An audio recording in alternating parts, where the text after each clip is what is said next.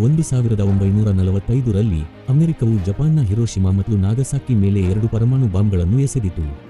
ಈ ಭೀಕರ ದಾಳಿಯಲ್ಲಿ 2 ಲಕ್ಷಕ್ಕೂ ಹೆಚ್ಚು ಜನರು ತಮ್ಮ ಪ್ರಾಣ ಕಳೆದುಕೊಂಡರು. ಇವು ಇತಿಹಾಸದಲ್ಲೇ ಅತ್ಯಂತ ಹಿಂಸಾತ್ಮಕ ಮತ್ತು ದುಃಖಭರಿತ ಘಟನೆಗಳಾಗಿ ಉಳಿದಿವೆ. ಈ ಘಟನೆಯಿಂದ ಯುದ್ಧದ ತಂತ್ರವು ಜಾಗತಿಕ ರಾಜಕೀಯದ ದಿಕ್ಕು ಶಾಶ್ವತವಾಗಿ ಬದಲಾಯಿತು.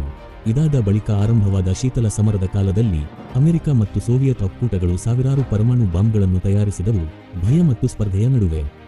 ಇಂದು ಜಗತ್ತಿನಲ್ಲಿ 9 ರಾಷ್ಟ್ರಗಳು ಸುಮಾರು 13,000ಕ್ಕೂ ಹೆಚ್ಚು ಪರಮಾಣು ಆಯುಧಗಳನ್ನು ಹೊಂದಿವೆ. ಆ ಕಾಲದ ಬಾಂಬ್ಗಳು ಇಷ್ಟು ಭೀಕರವಾಗಿದ್ದರೆ ಇಂದಿನ ಆಧುನಿಕ ತಂತ್ರಜ್ಞಾನದಿಂದ ನಿರ್ಮಿತವಾದ ಬಾಂಬ್ಗಳು ಎಷ್ಟು ಅಪಾಯಕಾರಿಯಾಗಿರಬಹುದು.